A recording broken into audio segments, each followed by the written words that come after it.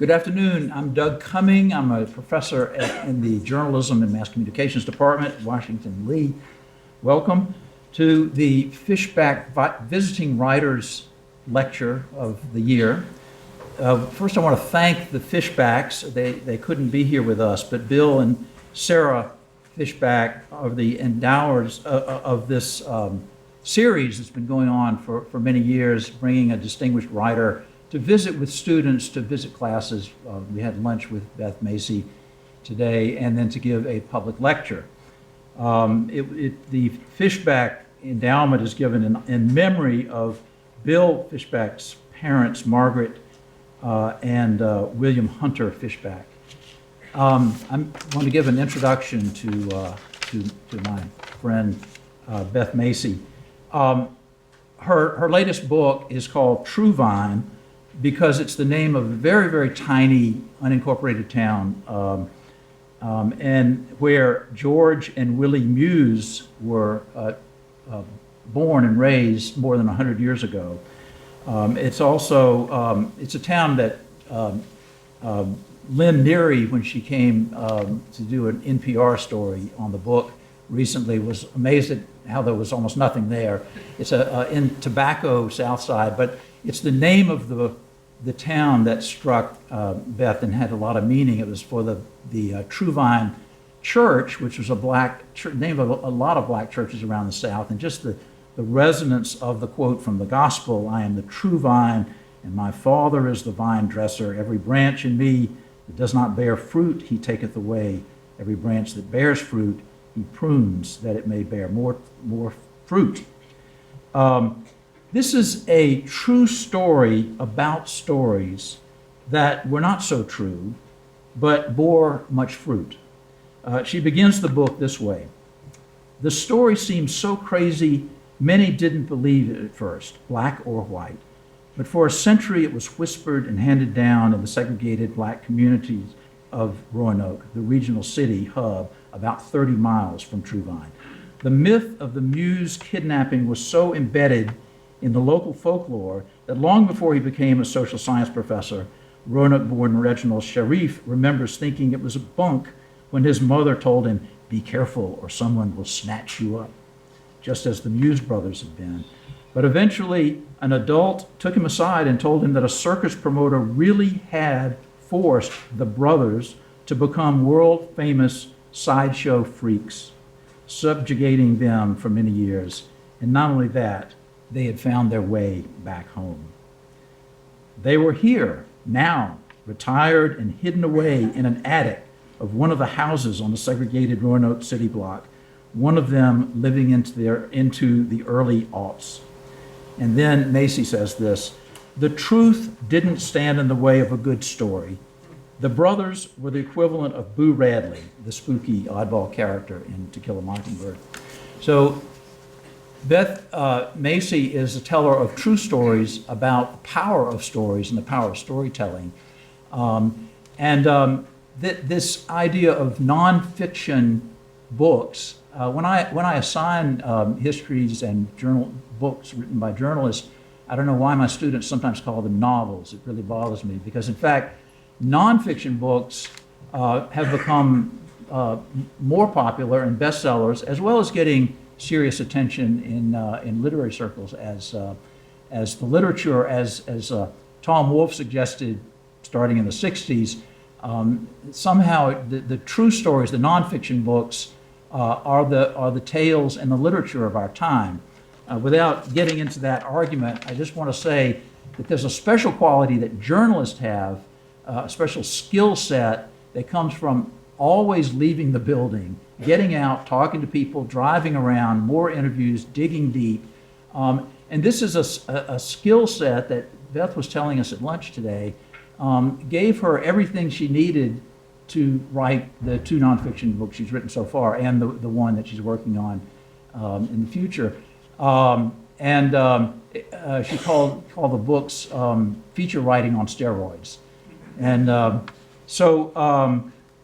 I'll just say that Beth has won numerous awards and spent a year away at Harvard as a Nieman Fellow. But one of the special powers she has is that she, unlike many with her gift, has stayed at one place for most of her career, and that's at the Roanoke Times. And over 25, 30 years has really gotten to know layers and layers of the community. And you can see that in the books that she's written, that in a way, Truevine is a book that took 25 years to write. And you can see much of the book is also about her writing the book and making these astonishing discoveries. She digs into a history of the South in her one postage stamp piece of earth in Southwest Virginia. What she finds is much more complicated than we realize. We think we know history, but there are many histories, and they're tied to something deeper than just stories. They are identities, different identities with different histories, and we all need to learn what Beth is so good at, to respect those histories and identities if we're going to breach and heal the divides that we hear so much about today. No skill is better honed than that of the humane reporter like Beth Macy, who practices those skills being with people, driving around, and hearing their stories. I give you Beth Macy.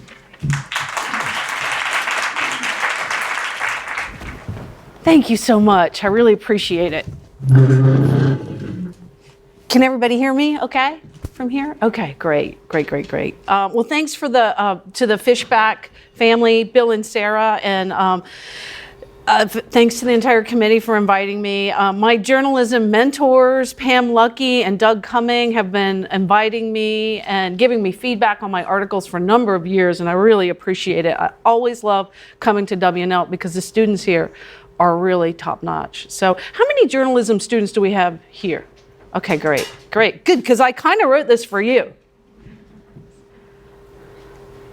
I'll talk about the themes present in my work. Doug asked me to talk about reporting from the margins, which is kind of what I think I do the best. Both of these books grew out of my reporting at the Roanoke Times. My first book, Factory Man, came out in 2014. Just a little bit about that. It's about a third-generation furniture maker named John Bassett III, a WNL grad. And it's about his great fight to prove that the Chinese were dumping furniture in our market. So he basically filed a lawsuit against China from Galax, Virginia, a tiny town better known for bluegrass and barbecue. And he's quite a gritty main character. It really grew out of my wanting to tell the stories of the aftermath of globalization, something that I think we're all feeling is pretty relevant today. I'll talk a bit about that, and I'll answer questions at the end too. And I thought I might even, if we have time, read a brief passage from Factory Man. Truevine also grew out of a series of stories I wrote for the Roanoke Times in 2001 when the main character, Willie Muse, that's him there, passed away. And people have asked how I did two books so close together, just 2 years apart. But Truevine has really occupied my mind for almost my entire career. There's almost no time in my career, 30 years as a journalist, when I haven't been cogitating a bit on this story. It just really captured my imagination. Someone at lunch today said, yeah, they're pretty different books. But actually, I like to think that they have common threads. They're both stories of outsiders and underdogs. They both cover the past 120 years approximately, and they both have history themes that I think are still relevant today. And they both feature sort of gritty, badass main characters from rural America, these kind of tough as nails people who overcome great odds to do what they do. And they also tell stories of the transition from agriculture to industrialization and globalization, labor issues, exploitation, race, greed. They both cover those landscapes. I would love to hear questions at the end from some of the journalists in the room. And because I'm going to also be sprinkling my lecture with some journalism life lessons for the students in the talk that I hope won't bore the rest of you, but they'll be strategically marked in my slides as journalism life lessons.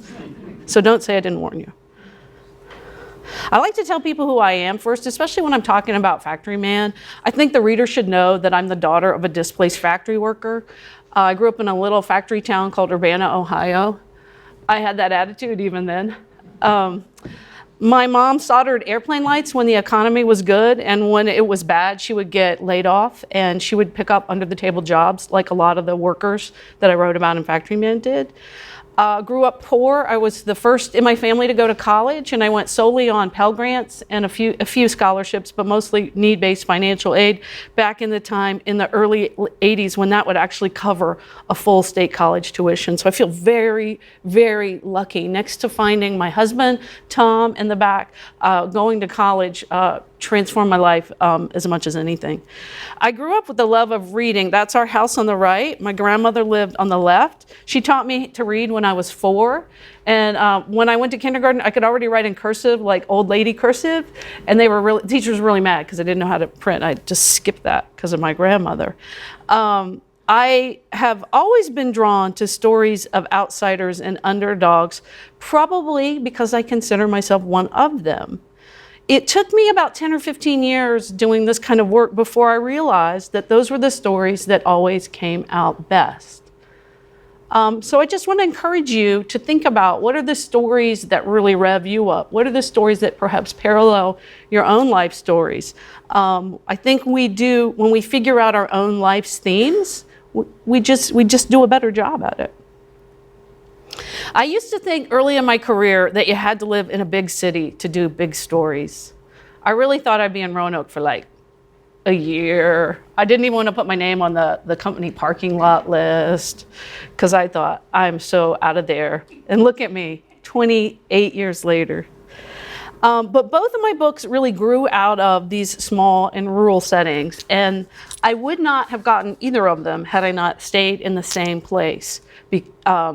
The Canadian writer Alice Munro explained once that the women writers who most inspired her were Eudora Welty and Carson McCullers.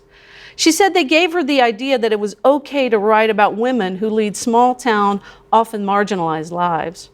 Her editor was wanting her to move to New York, and she said, damn what's fashionable, I'm going to write about what I know. She said, when you live in a small town, you hear more things about all sorts of people. In a city, you hear mainly stories about your own sort of people. And I think the same thing could be said in our social media worlds too, when we curate our friends. So Munro ended up creating a territory uniquely her own, and she stuck by it in her own quiet, persistent way. And I didn't really set out to do that. As I said, I thought I would be on to bigger and better things, but I'm really glad I did. And I guess the understated journalism life lesson here is just be you. Write about what touches you.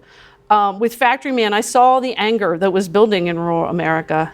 I saw the people that were feeling forgotten and feeling left behind. And I recognized that desperateness from my own earlier life. So I met people picking up under-the-table jobs, working multiple part-time jobs, pawning family jewelry, worrying about the gas man coming. My mom used to worry that the gas man would come in the winter and turn our heat off. And so when I heard those stories, they moved me. And I'm not suggesting that those are your stories, but if you find the stories that move you, you will do a better job at them. I wanted to say that I think it's great to fail and to turn failure, if you can, on its ear. Sometimes that takes a while. But back in the early aughts, I saw the demographics of Roanoke changing a lot, where the Hispanic population was growing. We were getting a lot of African refugees. It was causing some conflicts in the schools. And I asked the head editor at the Roanoke Times, Mike Riley, if he would create a beat for me. I had been there a while. I thought I deserved to have my own special kind of beat, and I wanted it to be the diversity beat. And he said no. And instead, about a year later, they created a brand new beat for me, which was meant to lure in kind of the moms, the soccer mom crowd, which they perceived as that's going to save newspapers. We're going to sell more ads to the soccer moms. Well, you saw how well that's gone. But so they pictured me like doing a lot of stories about soccer moms and upwardly mobile people who would buy the things that are in newspaper ads. And so I said I would do it. I gave them I was trying to rack my brain to think of one of the stories that I did on that beat. And I remember when MySpace first came out and there was this great debate about like whether you should let your kid have a MySpace. That's the only story I can remember doing that was from that beat. But what I did instead is I wrote about families, but I wrote about families that really were this kind of stories that I was interested in. And one of my first refugee stories grew out of my husband and I started mentoring this Liberian family that had just arrived like 3 days earlier when we met them, and we were supposed to teach them English. But the refugee office is one of these kind of crazy, chaotic, wonderful places. They don't have enough people to help them. So we ended up helping them get jobs. My husband taught Taylor, the dad, how to drive, which was like, oh my God, I couldn't believe it. I drove with him once and I said, you can't do that anymore. It was the scariest thing, but he did it. And then I was, my main contact was the mom. Her name was Zior, and she was lovely. And she still calls me her sister. And she made her daughter, still in Africa, name a baby after me. So there's a baby in Ghana named Beth Macy. But the first time I took her downtown, I was thirsty and wanted to get a Diet Coke out of a machine. And I didn't know her that well at the time. I was helping her get a job, and we were downtown. I was showing her downtown Roanoke. And I put the money in the machine, and the can came clinking down. And she goes, there is a person inside that machine. And I realized, I knew I couldn't write about Zior because she was my friend and we had this relationship, but she was helping me see my community anew. And so I started to look for stories that I could tell. We were getting a lot of Somali Bantu refugees at the time. We had this fabulous new hotshot, really, really tough managing editor named Carol Tarrant, who was my age. And here I was in my mid-40s at the time.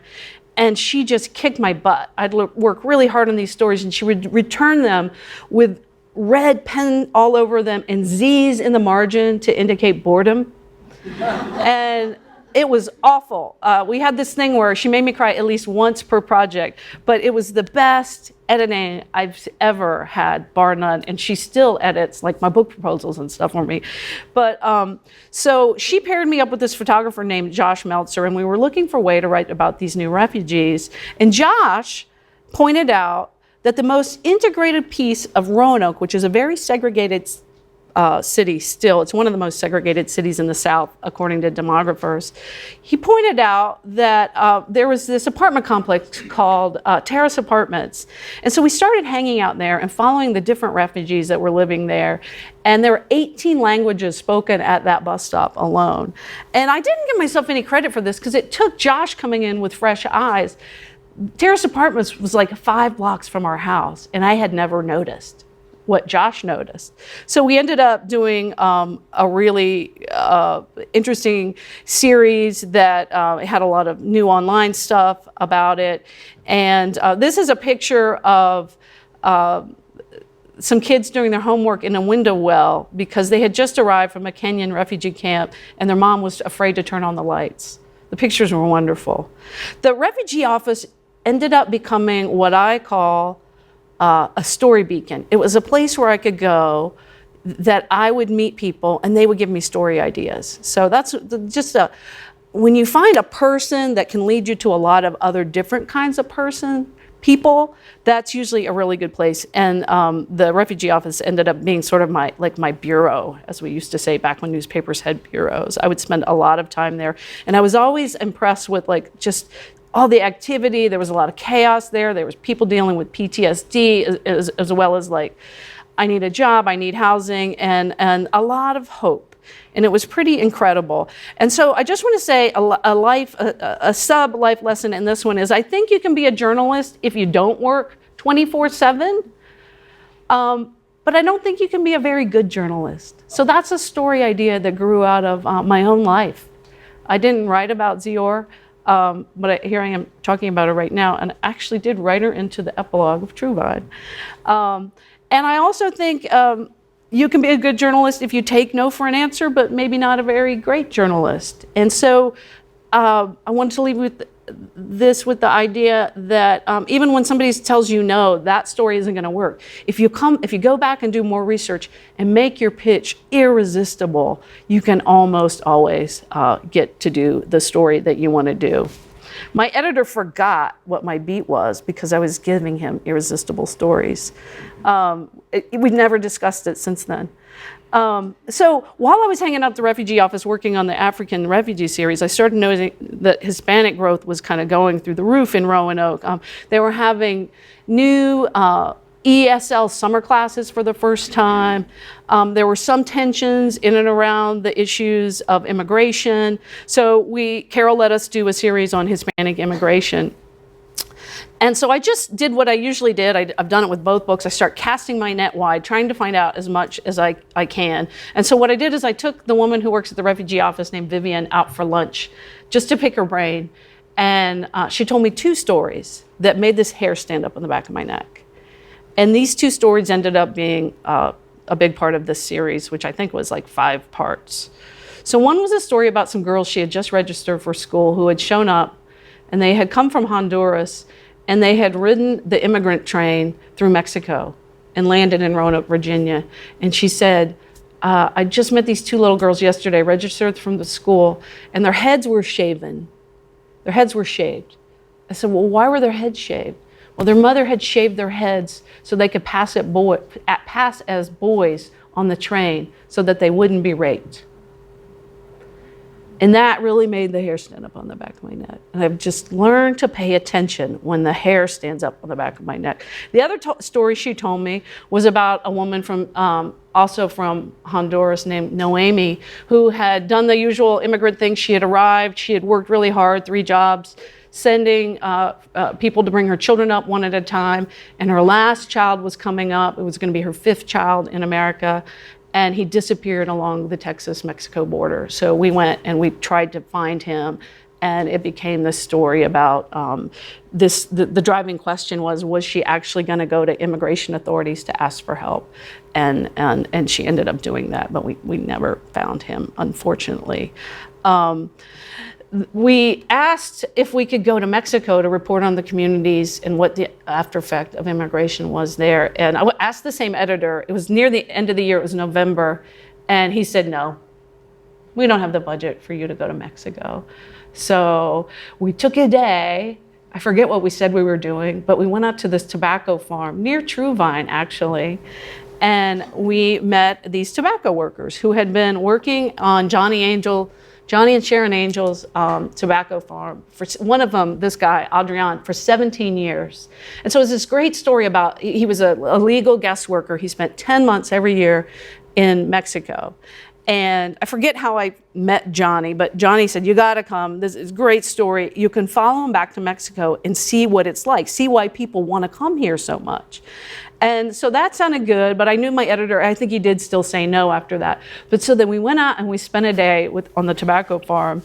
And I was told that Adrian spoke English pretty well. My Spanish was not great, still isn't. But I really wanted to convince my editor, the one with the purse strings, that he should let us go to Mexico. So I was out there hanging out with Adrian, and I found out that he was gonna get to see his baby that had just been born. He's actually on the phone in that picture calling his wife to see if the baby's been born yet. So we were gonna get to witness him see his baby for the first time. And that was another kind of like, that was a good story. And could tell my editor was starting to get interested. And so I was trying to interview Adrian. This is one of my favorite moments of reporting because it was just so magical. I said to Adrian, I said, so I had just met him, I said, what do you miss most about Mexico when you're here? And he goes, I said, I probably said it louder. What do you miss most about Mexico when you're here? And he didn't know. So I look at Sharon, who's the farmer's wife, and the farmer, she does most of the farming actually, and she goes, mucho, remember, Ro, about Mexico when you're aquí? And he's like, oh, yeah, I miss, blah, blah, blah, blah, blah.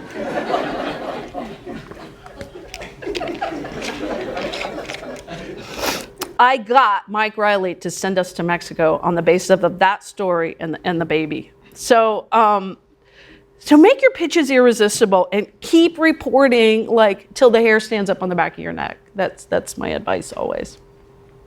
My writer friend Brett Witter says I've managed to make my small stories universal and therefore luminous and large. He said every corner of the world is as big as the world itself. And I love that quote.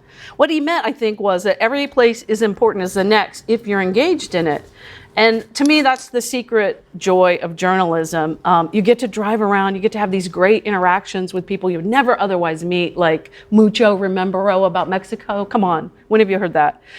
And it's like getting paid to get a graduate degree in whatever you're interested in. I'm writing a story about X. Can you tell me about this? And people are happy to tell you. So this is the food pantry. I think of it as the iconic photo from Factory Man. It's a conveyor belt from an old textile mill that closed when the mill went to Mexico. And now it's used as a food distribution device. I wrote about it in Factory Man. I wrote about this food pantry, which is called the Community Storehouse, where people, when I first arrived there in 2013, would arrive 2 hours early before the doors opened. Some of them on walkers, wheelchairs, canes. These were dislocated factory workers. The director said you could tell what people used to do for work by their disfigurements. The women who had made sweatshirts in the textile factories, some of them had hunchback, some of the men were missing fingers. And he said, we're the last resort to come stand in line for a box of old food. It's where I realized people in rural areas were really hurting. The number of people on disability in Martinsville and Henry County, which is the location that Factory Man grew out of, it had the highest unemployment rate in the state for a dozen years. The number of disability had gone up 64% since China joined the WTO. Food stamps had quadrupled. And no one in the cities, no one in Washington or New York was really paying much attention to it. People thought that the recession was over, but it wasn't over, and it isn't over still in Martinsville and Henry County. And I think part of what we heard today was a reflection of that with the election. I was in Bassett, Virginia yesterday, which is not far from this, and the volunteer coordinator was in the front row, and she said the line is still out the door and around the corner every Friday when they hand out food. So Truevine began when I first moved to Roanoke in 1989, and I was driving around with a photographer. Photographers are great story beacons because they go around more than reporters because they usually have more assignments. So they see more people and they know more things. And I was driving around with a photographer named Don Peterson, a white photographer who grew up in Roanoke. And he told me the story about George and Willie Muse, these two African-American young brothers with albinism who were kidnapped around 1900 and sold to the circus. That was what he knew. That was the story he'd heard growing up. And as Doug said, a lot of people grew up hearing the myth. Like, people would tell the story to their children when they went to the fair. They said, well, you all stay together, you might get kidnapped, like Iko and Iko. That was one of their stage names.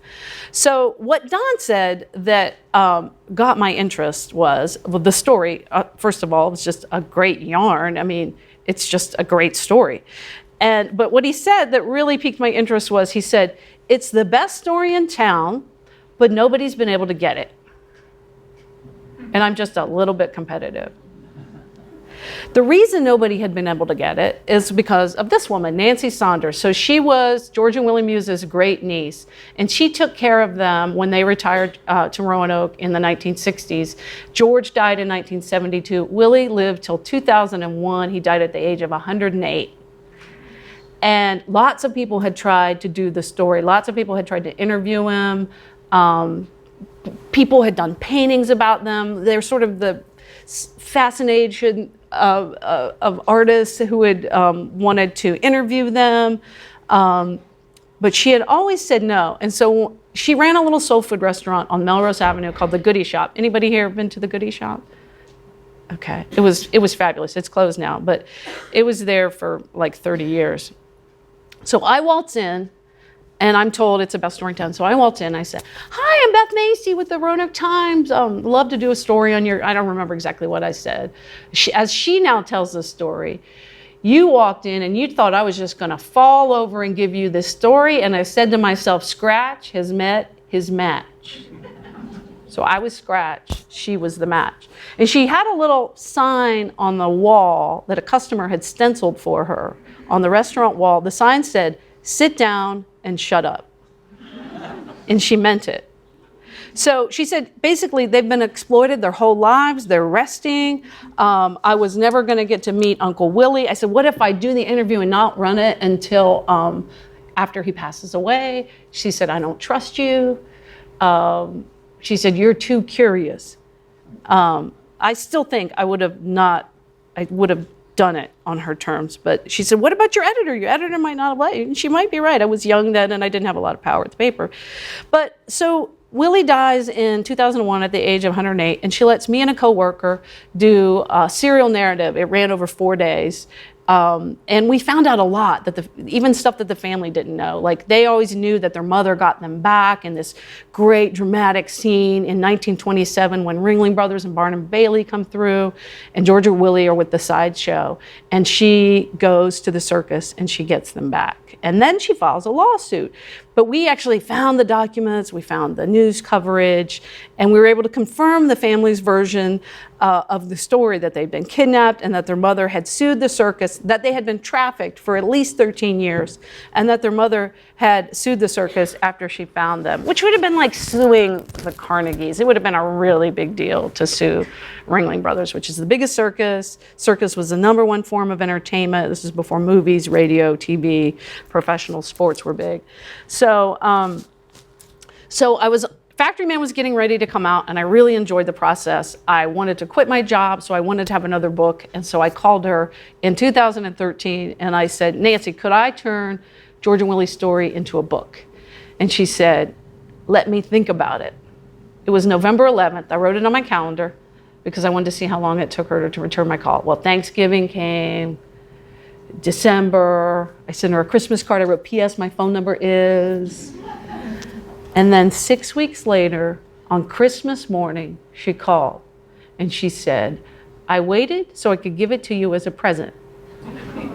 I'll let you write the book, but just remember, no matter what you find out, because she knew I would find out some uncomfortable things, no matter what you find out, George and Willie came out on top in the end. Like, no matter what you find, just remember that. I thought that was really interesting. And I knew they had come out on top because I talked to people already who talked about what good care she took of Willie, especially, who lived so long. And, but she still clearly didn't trust me all the way. And I wouldn't say she trusts me all the way now. But I began to understand the mistrust as I delved into the media's coverage. So in 2001, it was harder to research. I mean, not as many papers were online. We had some clips, but I didn't realize that the story was actually played all over the country when Harriet got them back. It was on the front page of the Roanoke Times for 5 days. And every single version of the story, not just in Roanoke, but everywhere in the country, mocked the family, never ever actually interviewed the family. So the whole story would be about the family and the mother getting them back, but never ever quoting them. And it's real clear if you look at the clips. But so the Roanoke Times on the left, on the day after she found her sons, the family reunion was, quote, told of in the newspapers. Others talked of it, all the while humming happy Mammy songs. Also reported that they were not overdeveloped in mental capacity, which was refuted in later years. But many accounts always said they were, made fun of them, said they weren't very smart, suggested that they had mental impairment. And I was able to find out that because of their albinism, their eyes would kind of move. They call it dancing eyes. It's called nystagmus. And a lot of that was routinely interpreted, and even sometimes today still is, as having a mental deficiency. But it gave the media just really cruel accounts of them. The New Yorker profiled them the following year and said they dither as they walk. Their eyes didn't quite focus. They love monkeys and kangaroos. It said that they went back to the circus in 1928 because, quote, the fried chicken had given out in Roanoke. There was no mention of the years in servitude, nothing about the lawsuit, no context about the poverty or Jim Crow, because the newspaper and the magazine were reflecting the white attitudes of the day, which were that blacks were considered subhuman beings. And you see that all over the media accounts. The New York Times put them in the headline the next year. Eco and Ico are happy now, but they didn't mention the lawsuit or the servitude either, just that they were back and happy now, because after 10 years, they finally have the permission of their parents to travel with the family. Newspapers across the country ran racist syndicated cartoons. I just happened to run across some as I was going through the archives in the Roanoke Times, but these were syndicated. They weren't just in the South. And I think we all know about separate water fountains and separate schools, but I was surprised and shocked by just the daily omnipresent humiliations that I ran into, not just in the media, but also in the people, in the family, and in the communities where I did a lot of my reporting that I talked to. There was no letter trove. I have this friend, Hampton Sides, who writes these great adventure books. And he's always discovering a trunk full of letters. I mean, it makes me sick.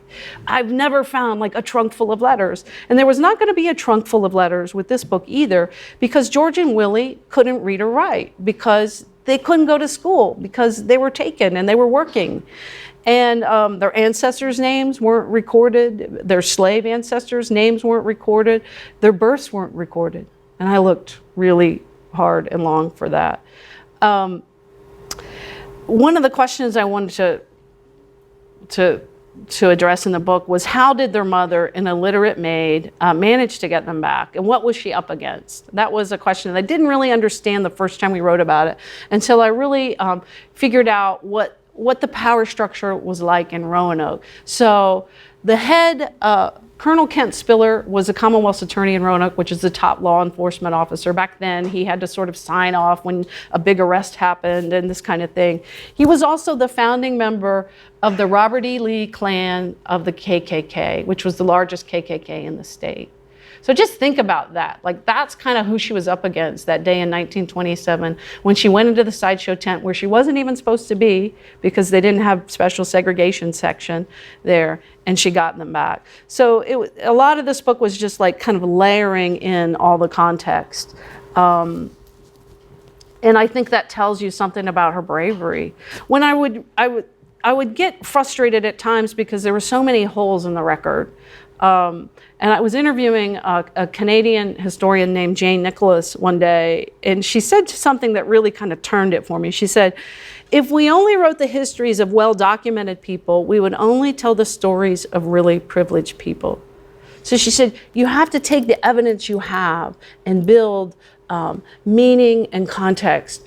Build your story through the meaning and the context and the bits of evidence that you have, and empathy too.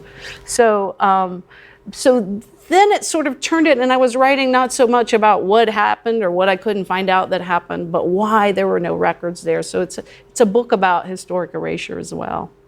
I spent a lot of time interviewing people, circus experts, race experts, searching through old documents, court filings. But I learned something I've always known, and that's there's no substituting for talking to actual people. You're always going to get better stuff. I mean, you need to know the facts, you need to know the numbers, but you're always going to get better stuff from actual people. So I always try to put the people first. So Sarah, there was a secondary lawsuit that we didn't know about the first time that we wrote about the case. So she hires a lawyer in 1928, gets a settlement for the brothers' back wages. And then in 1936, because the circus is now, their manager has switched them to another circus who now isn't paying them again, she finds another lawyer and she files another lawsuit. She has them declared practically imbeciles, which sounds terrible, but it was really the only course of action that she had available to her at the time.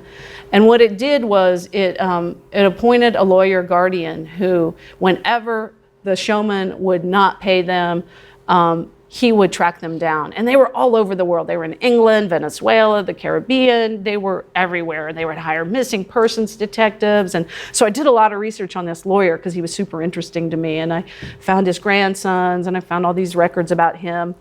But there was this name in the record that I couldn't figure out because he was on all these trips, and his name was John Haupt. And one day I'm driving around with some older people in the neighborhood where the family lived in Roanoke, which was called Jordan's Alley.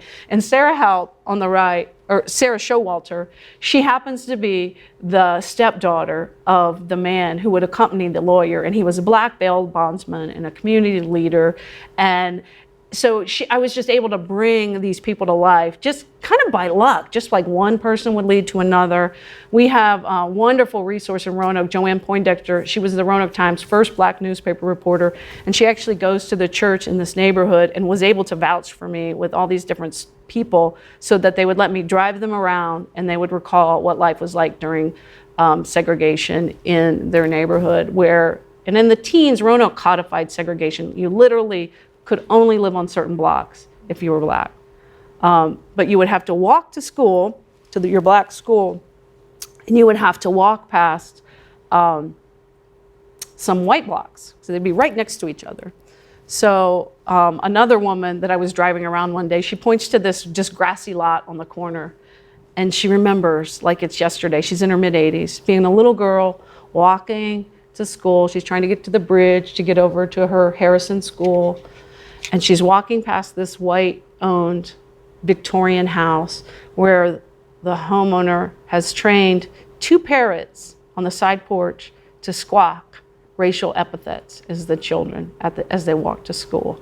And just to have those are the kinds of stories. That's just one example. The kinds of stories I was trying to bring this neighborhood to life. I was trying to answer the question: were the brothers maybe even better off especially once they were getting paid with the circus than the relatives were back at home? And I found this gentleman on the right, A.L. Holland. He is a famous Roanoke civil rights leader. He's actually from Franklin County too, which is where Truevine is. He was 10 years old when Harriet Muse got her sons back, and he was a firsthand witness. He was related to the family. His job after school was he would walk around with a blind man who sold brooms after school. And he had the most incredible memory. He just passed away last December at age 99. But the first time I started calling him, and I would think of new things to ask him. I mean, you just had to ask the right question and he would unlock. So I would call him over and over. And the first time I called him, I guess I was talking really loud because I just assumed. He goes, "I'm old, but I'm not deaf." But he was able really to paint this picture of what life was like. And he talked to me about some really difficult things. And the reason he talked to me is because in 2008, I had done a story on one of his very favorite people in the world. Her name is Selena Sullivan. It happens to be my very favorite newspaper story I've ever written. And this is about a story about a young woman who worked as a library page. She actually sort of grew up in the Gainesboro Library branch. She was the first person in her family to go to college. She was the first person in her neighborhood. She grew up in Hurt Park housing projects, and she went to Harvard. And I actually followed her for a couple of years at the library. And so I was there at 5 o'clock on, I think it was April 1st, the day maybe it was May 1st, the day they find out if they got in. And the whole library erupted with pride. I mean, they had collected money. They had collected quarters in a jar on the counter to send her to France with her French class. And Mr. Holland put down the newspaper he was reading, and he wept. And he wept for history. And it was a beautiful moment. But just to say, I wouldn't have gotten this great story, I don't think, had I not spent the time to get to know people in this community. And one story really does lead to another. So one of my other questions was, what was life like for sharecroppers, like people back in Truevine? The brothers had allegedly been stolen from a tobacco field. And so I spent a lot of time in Truevine itself. This is Janet Poland. She worked in tobacco until her 50s, and then she worked at a furniture factory until that closed. And I actually met her at that food pantry that I showed you in one of the very first slides. And she hadn't been able to go to school when the crop was in. They were forced to eat outside. The landowner would hand them lunch through the window to the sharecroppers, the black ones. The white ones got to eat inside. And her mother said they would feed you outdoors. And Janet said the rule was no N-words in the house. She said she had heard the brothers' story that they had been kidnapped. She remembered it with a touch of pity, but also longing because she thought only in a place like Truevine, only in a situation like hers, could the notion of being kidnapped seem almost like an opportunity.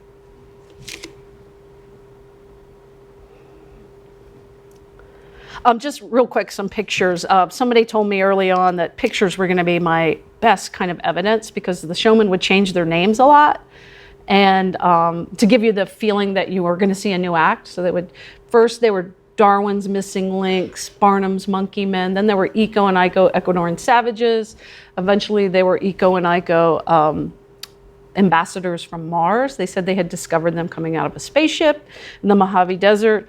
I know it's a lot to get your head around, but I was trying to, said they'll never be written about from their point of view, so look for photographic evidence. And I found this picture early on from the John and Mabel Ringling Museum of Art in Florida.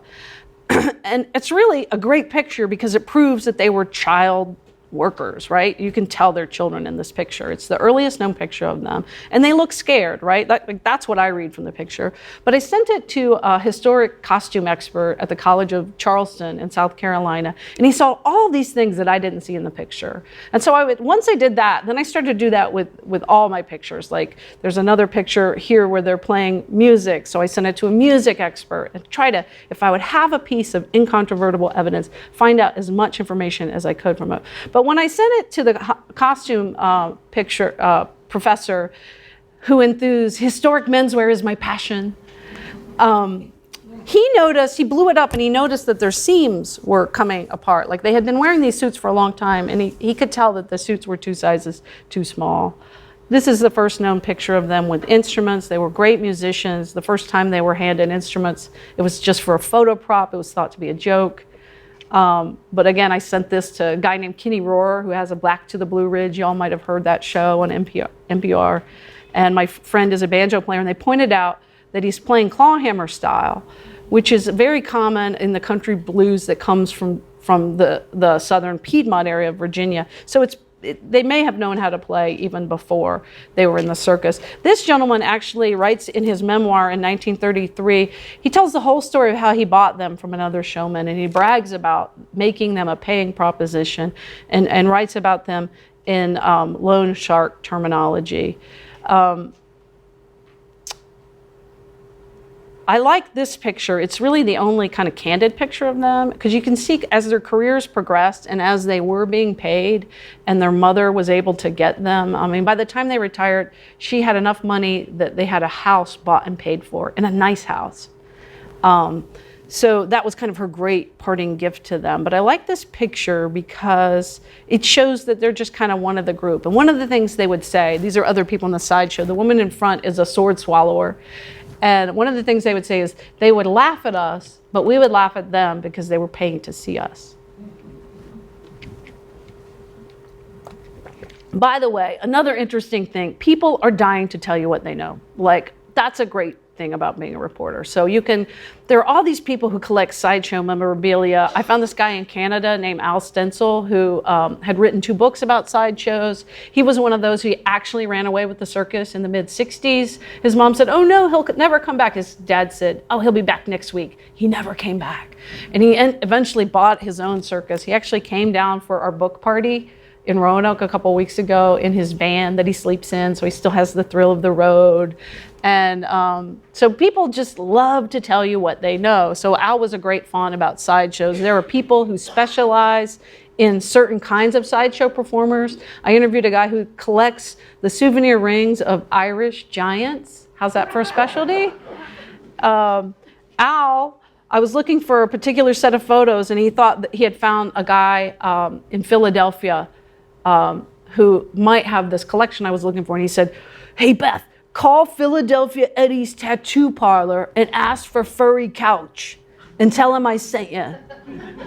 So that's the kind of things like I would get. And I actually called Philadelphia Eddie's 3 times and no one ever called me back. But one of the questions my editor had is like, what happened to the kidnapper? Because he's a character in the book. And I was able to find his nephews and kind of bring him to life. Up through the 50s, I was able to find out what happened to him after the judge got him out of their life.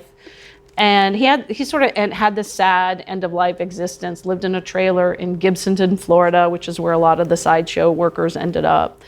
And one night, and I knew when he died, in 1974, but one night when I couldn't sleep because I was worried about all the holes in my narrative, I was looking up, his name's Candy Shelton. Google books, Candy Shelton, James Herman Shelton, like all these different, you get all this stuff on Blake Shelton when you Google that, but page 17, a Florida book written by a really great journalist, spent a page and a half talking about Candy Shelton's last years.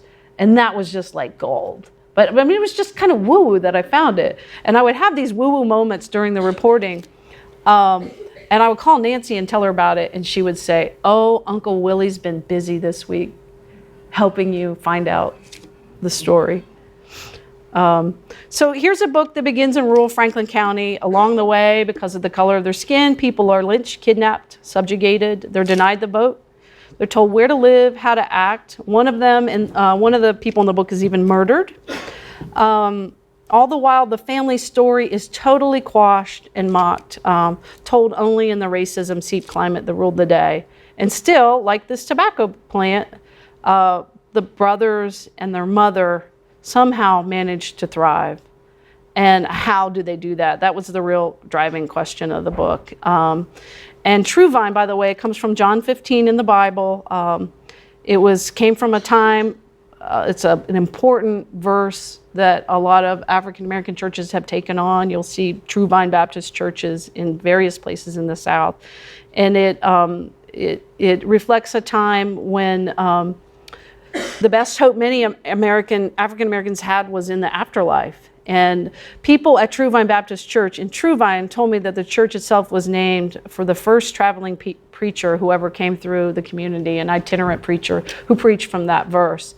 And what the people at the church told me was that what it means to them is, no matter how bad you treat me, if I'm right with God, if I've got that connection, if I've got that vine, I will prevail.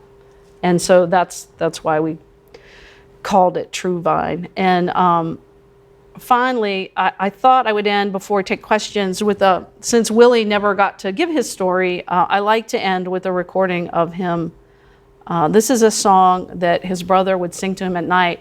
In their early years on the road, they were told that their mother was dead and to quit crying. And it was 1914, World War I was on, and there was a very popular pop song called It's a Long Way to Tipperary. And his brother would sing it to him at night. And it reminded them of their mother. And when there would be a rainbow in the sky, that would remind them of their mother, because their mother would always tell them that's God's promise after a storm from the Bible. They're very religious. And at the end of his life, he played music all the way to the very end. And even when he couldn't play anymore after he had a stroke, he still would hold his guitar. And the fretboards of his guitar were actually worn down. There's a great picture of it in the book. But one of the things he would do is he would sing the old songs that he and Georgie had played. It's a long way to Tipperary, it's a long way to Rome. It's a long way to Tipperary, to the sweetest girl I know. Goodbye, Piccadilly, Farewell, Square. It's a long, long way to Tipperary, right there. So that was made when he was like 105. And he had this little cassette recorder that he would play. He would record if people came to visit him and were musical. He would ask them to sing and he would record it, and then so he could play it back. And he did the same with his own songs, and that was just a treasure to have his voice, you know. But thank you very much. I'm happy to take questions.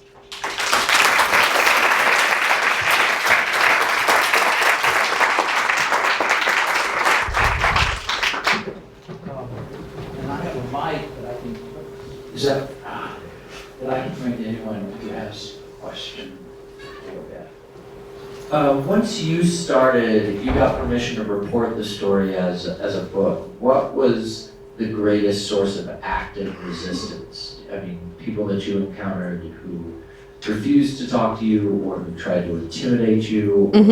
And in general, what was kind of the attitude of people in Truevine who had not realized that this was actually, as real as they thought, and you were digging up details on it? Yeah, that's a great question. Well, with the family, once I had Nancy on board, what I was told from a mutual friend is that Nancy had to go run it by everybody else in the family. But nobody else in the family, except with the exception of, two other people would consent to being interviewed. So really I only interviewed 3 members of the family. One is an 18-year-old who's in the epilogue, just brilliant. She's a college student and has had some amazing things to say about it. Truevine, I began with Janet, the sharecropper woman, and I asked her if she would introduce me to some people who had done sharecropping and if she would explain sharecropping to me. The very first time I met her, I was writing a story I was doing a story on proposed cuts to the federal food stamp program. And I thought, well, where do I know that people would have things to say about that? I had already been to the Ridgeway Community Storehouse. So I went out there, I called ahead, gotten permission to be there, and I saw all the people in line out the door. And I interviewed Janet. She was maybe the second person I interviewed, and she gave me great quotes about her parents who qualified for food stamps but wouldn't apply because you talk about pride, she said. And she gave me some great quotes. And at the end I said, can I have your name? I'm just standing up there and people are standing, probably listening to us. And she said, no, I don't want to be my name. And I said, oh, really? Because I can't use you unless I have your name. Y'all know that, right? You can't use somebody's stuff unless you have their name or really, really, really good reason. And so I said, okay. So I went off and I did more interviews. None of them were as good as Janet's. So I circled back. I was almost a little obnoxious about it. And I interviewed her. She goes, how's it going? I said, well, I've gotten some good stuff, but nobody was as good as you. And then she said, no. And then I circle back again because I like to ask people, what is it you're worried about?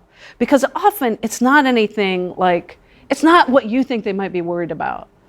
And I can't remember, but sometimes I'm surprised. Like John Bassett, the one thing he was worried about in the book didn't even occur to me that he would be worried about in the book. So with Janet, I said, she didn't tell me what she was worried about, but it's a good thing to ask when somebody doesn't want to go on the record because sometimes it's not anything you're going to write anyways. But she didn't say, so I said, what would you think if I read you your quotes on the phone? Then would you give me your name? And she said, okay. So she gave me her phone number. So I did it. I called and I read her quotes. She said, oh, that's fine. And then she let us come out and take pictures and that's when I met her father and mother. And then I talked to them about their background just because I was interested. And then when this book came up shortly thereafter, I asked if I could come back and I went back a couple more times. And it wasn't until the 4th or 5th time that I interviewed her that she really got honest about what life was like. I record all my interviews with permission, and so there's this exchange between us in an early chapter where she says, she said even her relatives don't believe her about how bad it was. And she didn't want to tell me. She said, I don't want to tell you this because I like you, I do, but white people are hateful. And she knew she was saying something. She said, it's hard even for my kids and my grandkids to understand how hard it was when me and Mama were coming up. And that's when her mother chimed in and said, they would feed you outdoors. And, but, I mean, that was as much resistance I got. It was more just a matter of going back. The same thing happened in Factory Man. Like, there was another family that I visited 4 or 5 times before they really told me what life was like being a domestic worker for the Bassetts in the 20s and 30s, where women would wear 2 girdles at once. I said, what? What do you mean? So they wouldn't be groped. And I asked Janet, because she said she had been a domestic worker for a family in Martinsville. And this was before Factory Man came out. And I'd never heard 2 girdles at once. I said, Janet, I'm going to ask you about something. I didn't give her any context. I said, have you ever heard the phrase 2 girdles at once? And she said, 3 if you could get them on. She knew exactly what I meant. And that was just,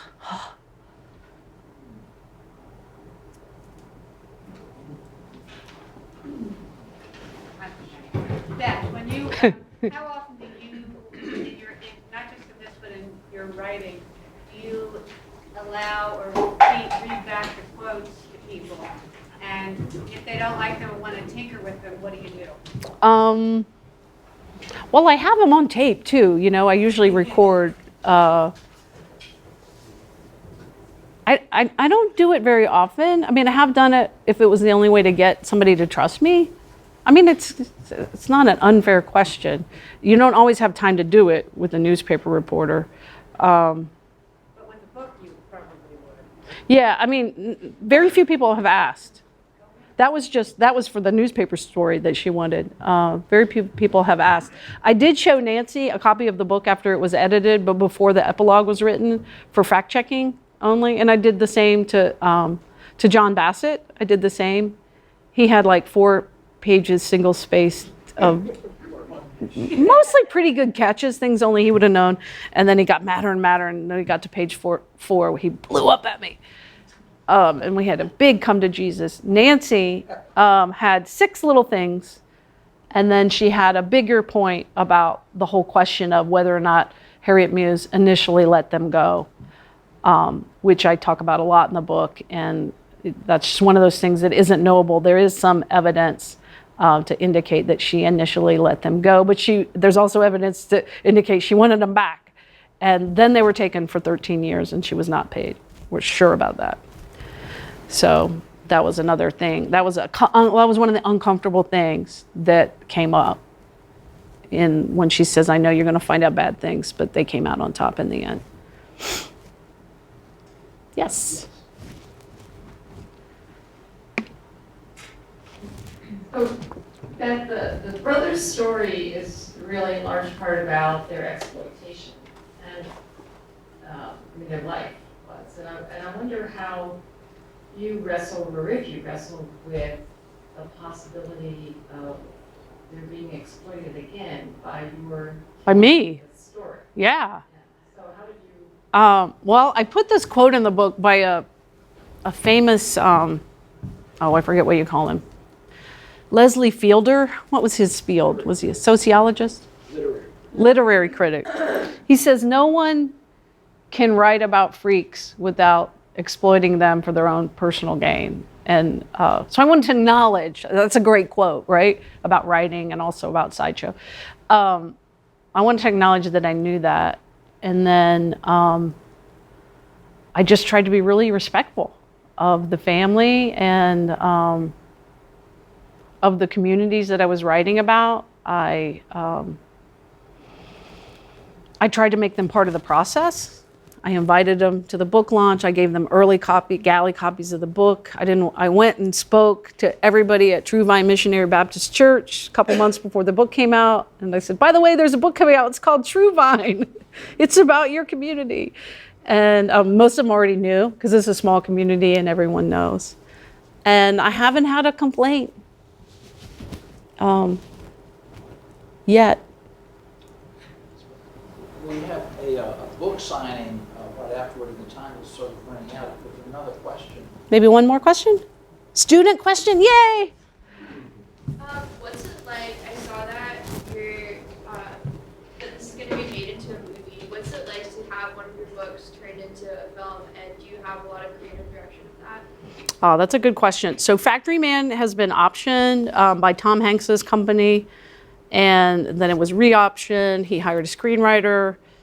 That's as much as I know. They don't tell the writer anything, and I pretty much just gave that, like I was paid for the option. I'll be paid more if they make it into a film. The publisher's super happy because like then apparently your book goes back on the bestseller list, which is cool. More money for everybody. So they like that.